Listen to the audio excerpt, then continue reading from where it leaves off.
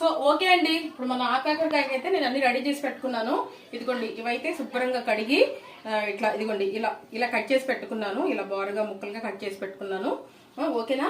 ఇదిగోండి, దానికి కావాల్సింది ఏంటంటే ఒక పెద్ద సైజు ఉల్లిపాయ, కరివేపాకు మన ఇష్టం అండి, ఎంతన్నా వేసుకోవచ్చు. కరివేపాకు, ఒక 2 పచ్చిమిరపకాయలు సన్నగా కట్ చేసి పెట్టుకున్నాను.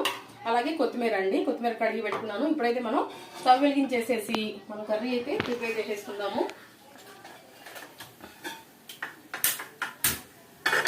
ఓకేనా. కొంచెం ఆయిల్ ఎక్కువే పడుతుంది దీనికి, సో మీరేం కంగారు పడాల్సిన పని లేదు. ఇంకా దీంట్లో ఒక ప్రత్యేకమైన మసాలా అయితే వేసుకుందాం మనం. మసాలా అంటే ఏది ధనియాలు, గరం మసాలా అవేం కాదు. చిన్నులపాయలు, జీలకర్ర, మరి మన కొబ్బరి, కారము, ఉప్పు, కొంచెం చిటికెడు పసుపు వేసి మనం చక్కగా దాన్ని దీనికి ఈ కర్రీకి కావాల్సిన మెయిన్ మసాలా అదేనమాట. అది ఎలా పడతాను కూడా నేను మీకు చూపిస్తాను. ముందైతే మనం స్టవ్ అయితే వెలిగించాను.